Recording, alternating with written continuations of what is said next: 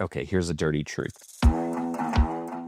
Off the start, when you get an injection, it doesn't matter what brand you're getting. It generally looks pretty good. But if you actually pay attention to how long it lasts, if it moves, if you pay attention to the clinical result, it is important, in my opinion, to buy high quality filler that typically comes with a higher price point than some of these very cheap, low cost products that I see getting pumped into the industry. I was waking up this morning, waking up before it's getting 9. Kinda heavy on my shoulders, tracking down some moments back in time. Welcome to episode 3, Botox Cowboys. We're going to get into biohacking beauty a little bit. I'm Andrew Dargy, and I am pleased to be here with my best buddy, Tyler Brooker. Hey. Today, we got some great topics for people to talk about. We started to get some questions in from our listeners, so we're going to dive into that as well a little bit at the end. But Tyler, what's the first thing we're talking about today? Biostimulants, because I have no idea what it is, and it's kind of the third of the big three that everybody's talking about. So you're going to teach me and everybody listening all about biostimulants. You're right. You've hit the nail on the head there. So there has been a great surge of interest over the last 2 years in biostimulation. So let me give you the scoop on this.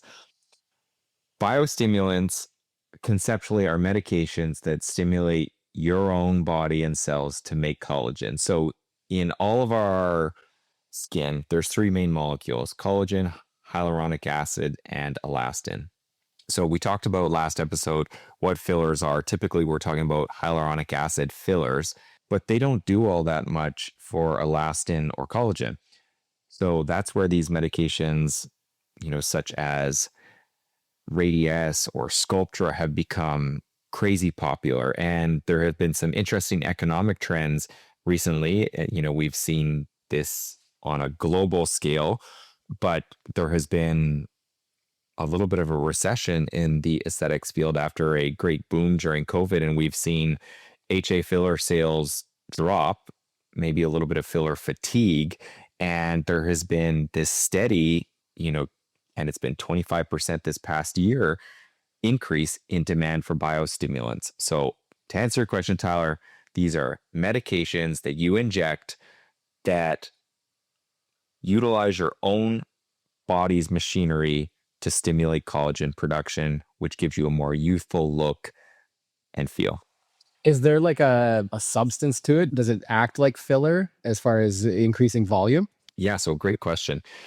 Depends on the medication. So let's just talk about the 2 big ones that have been around for 20 years. A lot of people don't know that. They think these are new to the market. The reality is, as I said, these have been around for quite some time, but they were not widely utilized because they're not reversible. And so a lot of physicians didn't want to inject these because they didn't want to deal with the complications. And so as there's been this booming demand for, I would say, new aesthetic procedures to complement neurotoxin and filler treatments, this has pushed injectors to start offering these. So Radiesse is calcium hydroxylapatate. It comes packaged like a filler syringe. And the great thing about this one is you do inject it. And so there is a carrier gel. So you get instant volumization. And then you get stimulation of collagen over the period of about 30 days. So you get immediate reward and you get long-term collagen stimulation. The added benefit of that medication is it also stimulates some elastin production. Now, secondarily, there's a medication called Sculptra, which is a really good medication I've used for a very long time. This is PLLA, polyl-lactic acid. And so this comes as a powder in a vial. And so the injectors have to reconstitute it. So they got to put some sterile water in the vial. And think of this medication, I don't know what you call those. Remember, like as we were kids, we had those balls that you shake up at Christmas time and the little snowflakes. Oh, a snow globe. Yeah, exactly. So this is how this medication works. It doesn't dissolve in the sterile water. You just agitate it. And so you hydrate these particles, you inject it, and this creates a subacute inflammatory reaction where your fibroblasts start to make lots of collagen. You need multiple treatments of it, and it can give you a really nice looking, skin. It thickens your dermis, gives you a little bit of volume. So again, it's very different than its competitor, but they both stimulate a lot of type 1 collagen. What's permanent about it? You said it's more permanent than filler. Yeah, I'm happy to clarify that. So it's non-reversible. So we talked about, if you don't like filler, you can dissolve it. You can break it down using an enzyme called hyaluronidase. Very fast, very easy. All injectors need to carry this. Both of these medications you cannot reverse. So once it's in, it's in. They will gradually wear off. They can last anywhere from 18 months to 24 months. In rare instances, and I'm happy to talk about the actual differences in risk profile with each, but they are more prone to developing nodules. Now, with that said, very low incidence of these, but these can be really hard to deal with and they can last for a long time. So I actually had a Sculptra nodule for years in my temple, and it was really, really tricky to get rid of. And so just knowing how to use these medications is really important so that you don't have issues that are much harder to deal with than your typical HA filler. Why would anyone get a filler if this sort of has the properties or like double the properties, and it sounds like maybe lasts twice as long? As you mentioned, they're kind of the big three. So Botox works on muscle and relaxing the muscles, and this allows your skin to not fold on itself. HA filler replaces the volume loss that occurs gradually over time. So whether that's bony changes in the face or fat pad changes or ligaments weakening, which unfortunately when you're working against gravity starts to show. But then another variable that is not factored in is your collagen, which really gives the skin its structure and its youthfulness. And so these kind of all go hand in hand. So they're different and they are really well used together. So you do actually need all of them. And to clarify a point that I had made about Sculptra, it's a suspension. Okay. Because you asked, does it come kind of as a gel or a filler? It comes as a suspension. You hydrate it, shake it up in a vial, draw it up, and then you inject it. What makes someone a candidate for biostimulant versus a filler or Botox? So every patient requires individual assessment. In general, like I would say with Botox or any of the competitor products, everyone benefits from Botox. Like there's, some people that might have stronger muscles, deeper folds that would benefit a little bit more. But every single person, if injected with Botox safely, would look more youthful and refreshed. And I would say the exact same thing with biostimulation. Every single person would benefit from these medications. Can you use it just for your skin, or do you need to have a place to volumize? You have the ability as an injector to reconstitute these medications or blend them differently to achieve different effects. So let's just talk about Radiesse, for instance. So if you inject Radiesse straight out of the syringe, you're going to get strong volumization, even more so than an HA filler, plus collagen stimulation. Whereas when you blend it up and you hyperdilute it, you're changing the consistency of the product so you can spread it around and basically spread it through the subcutaneous tissue all throughout the face, which gives this nice collagen stimulation, not so much volumization. Just depending on how you mix it up, you can achieve different cosmetic effects. Yeah, so you're not necessarily adding volume. If you dilute it down more, you're going to target more of those collagen things in the skin. Yeah, absolutely. And so dilution has actually a negative connotation because there are clinics out there, and we're talking about this in an upcoming episode, is some clinics dilute products, but they're not telling their patients about it. So dilution, if somebody buys one syringe of Radiesse and we dilute it to spread it around more, they're still getting the full syringe of Radiesse. Where some people are mistaken is that some people think they dilute the Radiesse and they only use half the syringe of the actual Radiesse and then half of, say water. And that's sketchy behavior on the part of the injector. So when I'm talking about dilution, we're talking about utilizing the product as it's supposed to be, just changing its consistency depending on what effect we're trying to achieve. So you're creating more volume out of the same amount of medication is We're creating different properties to achieve, whether it's dermal thickening skin texture, volumization, or treating fine lines, we have the ability to do that with biostimulants. How do you inject it? Is it similar to filler or is it more similar to Botox? It would be more similar to filler. Typically, you're utilizing a cannula. So in injectables, you're more often than not using one or two delivery methods, either a sharp needle or a blunt tip cannula. So it's a longer needle that's typically a little bit flexible, and you create a little entry port in the face, and you move the cannula throughout the subcutaneous tissue, scraping up against the dermis and deliver your product. So it would feel more like a filler procedure, than a neurotoxin procedure. Outside of that, I really want to try it. I'm terrified to do this whole cannula thing. Have you slide that thing around in my face? But no, that sounds really, really interesting. I will give this a try. I'm going to hold you to that. Now, funny enough, I told you this is my first treatment. I got Sculptra, under my eyes, which is actually totally off label, and you shouldn't do that. At the time, I didn't know that. And anyways, I passed out because cannula feels super weird. It's not that it's overly sharp or painful.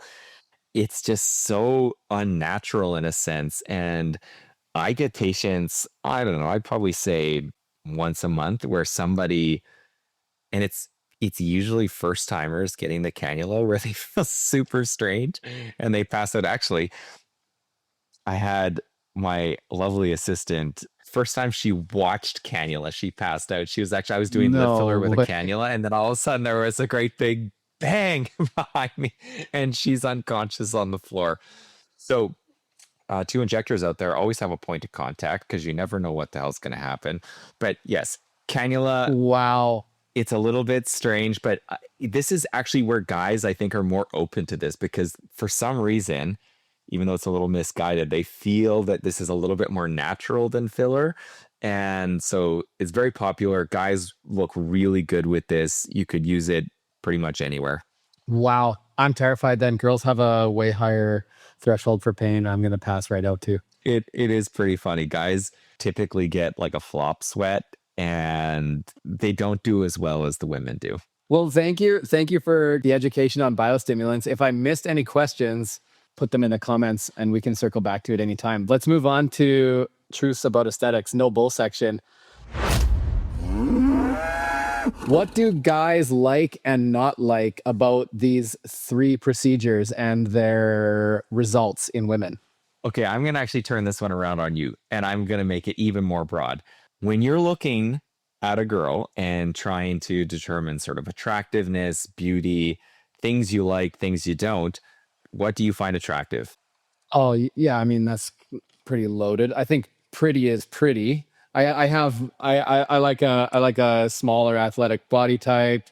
I like nice facial features. There's lots of things I like, but overall, I wouldn't say I have a type as such, more just like pretty. I like pretty. Okay, well, I'm going to force you to answer this a little bit more specifically as it pertains to aesthetics treatments. So, for instance, let's just talk about the duck lip. So, what we call the Los Angeles Special or the Yale Town Classic up here in Canada. Not a fan. Not a fan. So, yeah, tell me about some things that you see that you're just really not feeling from a cosmetic perspective. Yeah, first of all, I mean, I find that like a lot of times, yeah, and you see these on Instagram all the time too, these duck lips. And a lot of times maybe they actually don't look too bad when they're not expressing at all. And they're kind of doing their like model look, whatever. And then you see them in a reel or something like that, or a real person, and they smile and their lid covers like their entire upper teeth. And it just looks so bad in normal day-to-day operation of the mouth. I mean, and just the fact that it's strange, it's too much, of course. Anything too much is too much. If you had a super unproportional feature of any kind, it would be something I wouldn't be attracted to. But no, duck lips are a huge no thank you from me.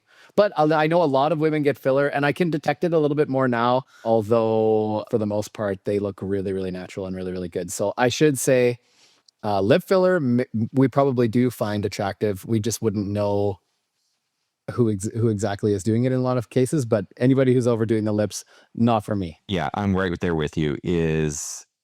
nobody likes a lip that's over dramatic, and you can kind of tell.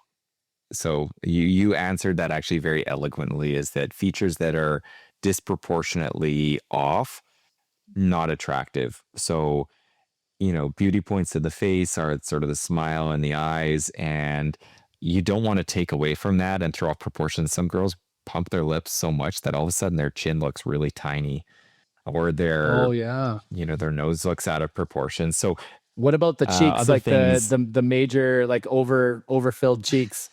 They look like the little doll from Saw. Jigsaw. That little jigsaw doll. Jigsaw. Man, I don't like, you know what? Nice cheeks are beautiful, but again, too much. Holy. Yeah, exactly. Everything in proportion. And so high riding cheekbones, these things you need to do in proportion, because if you actually do too much, your eyes look a little bit more sunken, which is something that is a sign of aging. I don't know whether it's just an injector that's, I mean, probably a little bit of both. An injector that all they're thinking about is dollars from syringes and not actually their patients. I actually have a couple sad cases of body dysmorphia that I've seen in my career, where an injector's just let somebody get out of control and has just changed their reality, right? So when you're in this experience and looking at yourself every day, you calibrate. Sometimes this is where the injector has to step up. And if an injector is only seeing someone every 6 months and they're seeing drastic changes, they need to wake up. I agree. Duck lips, no thank you. Crazy cheeks, no thank you. Chin elongation. Some people work chin. Chin injections are so good. Like, it's one of the two best injections, in my opinion, greatly underutilized. But for those injectors who have figured it out and just want to make someone's jawline more and more and more pronounced, boy, that can be bad. So in general, I like things like a girl has nice skin. Like, that's great. It looks healthy. They take care of her with the skincare routine. I find that attractive. Yeah. And natural by the sounds of things. We're both kind of in the same camp. You know, if there's anything overdone, we don't particularly like it. The natural look is what's sexy. Totally. So we're just going to put that out there as to, I'd like to say, young guys. We're only in our 30s. Natural, ladies. Just like I would say to men. Men, natural. Don't overdo it. Just look your best. Be a little refreshed. Good hygiene in general. This is not like offensive at all, right? Like, people do their hair. We talked about this. That's great when people do their hair, right? You don't necessarily want to look like a mess. So this is no different. All right. I want to get into some general aesthetics myth busting. Does filler stretch your face? I think I asked this about Botox also. Filler does not stretch your face. So many people think that it's, like a balloon, where if you blow it up and then suddenly deflate it, the balloon is all stretched. Negative. So our skin has great capacity for viscoelasticity. And, if you say did some filler and then just didn't do filler again, your face has not been overinflated where your skin has been stretched. Simply, your body will break down the filler and you'll just be back to where the volume loss would be. So no, it's not going to stretch out your face. I suppose if you did, an overwhelming amount of syringes, this could happen, but I don't know if this has ever been done. We kind of talked about this a minute ago, but is filler painful? In general, no. I would say that it's really well tolerated. Lips would probably be the most painful filler procedure. So temples, typically there's no pain. And, cheeks, really well tolerated. Chins, pretty easy. Lips, you freeze them. There's just a lot of sensory innervation to your lips. And so that one, uncomfortable, but it's over in less than 5 minutes. So all of these are tolerable. I've literally never had to stop a filler procedure in my life. And frankly, I have a number of patients that request no topical anesthetic for their lip filler injections. How about this myth? The top lip should be bigger than the bottom lip. Man, so many girls fixate on their upper lip. In general, the top lip should be smaller than the bottom. In many cases, the Not everyone's face is different, but as a general rule, the proportion should be 1 to 1.6. That's top lip to bottom lip. Different ethnicities, this changes a little bit, but so many people come in and they just want more and more and more in their upper lip. And that's how when you put in filler, it's adding volume. It projects you forward. So from your side profile, all of a sudden that lip starts creeping out. And look at that red lip. In most people, it's downturned a little bit. And so if you add volume in there, that's not turning your lip up. That's going to make it look worse. Protrude more. Protrude more, exactly. And so that's where Botox can be a great friend to turn the lip up and showcase that volume that's been put in there. But yeah, so many people I have to redirect where it's like, actually, we should be working on your bottom lip, if anything, here, because over projected top lips, yeah, that doesn't look so good. Okay, I'll ask you again. You wouldn't let us have it last time. This isn't really a myth, but what about fillers? Quality, what's the best? Let it out of the bag. Okay, here's a dirty truth, is that off the start, when you get an injection, it doesn't matter what brand you're getting. It generally looks pretty good.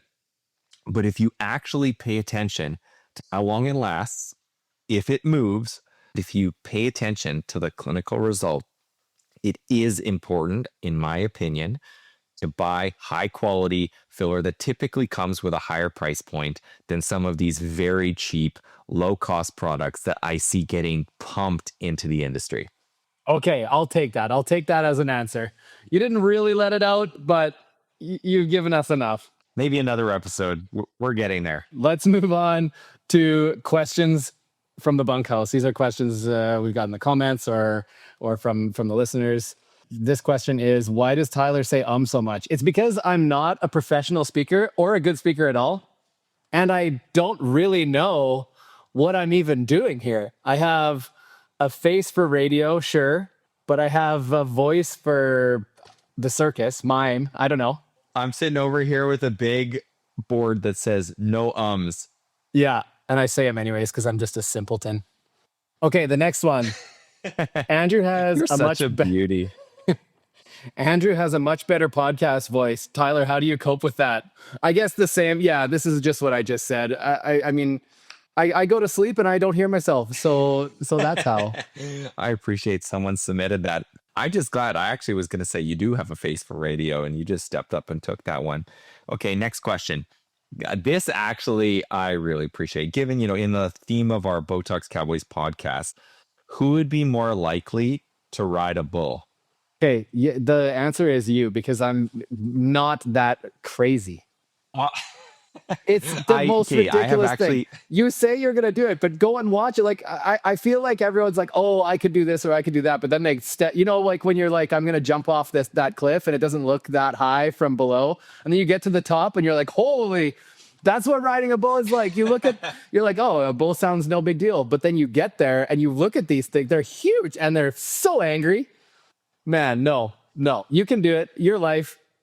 Imagine the amount of filler you're going to need after you get your face all smashed in. I mean, we both participated in rodeos and been around them growing up. And yeah, no small feat to jump on a bull. Actually, I sent you the video. We were front row when we saw a real great wreck at the Calgary Stampede this year. That those bulls don't mess around. No.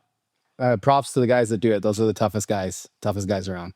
All right. So to answer the question, I guess I'm crazy enough to maybe do it, but Tyler has talked sense into me over the years, telling me how stupid an idea that would be. If you actually do it, I'll get that lip flip.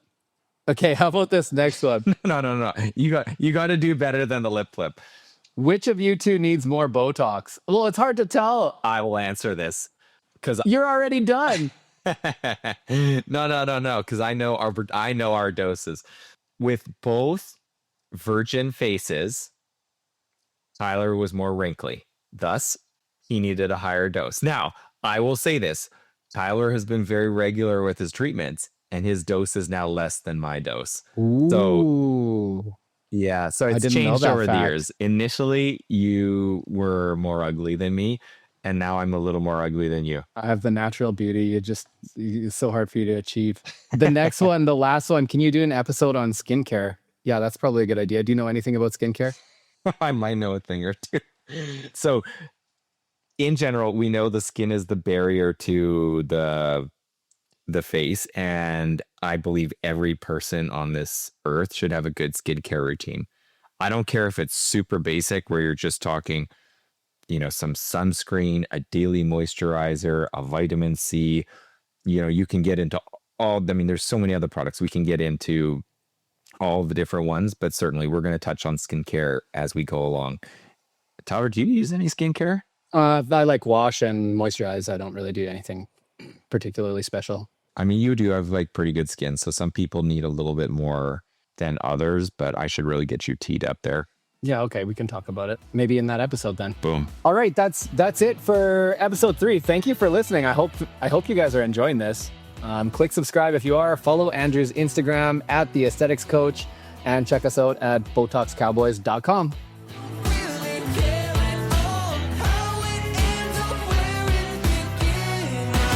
And I'll do it again.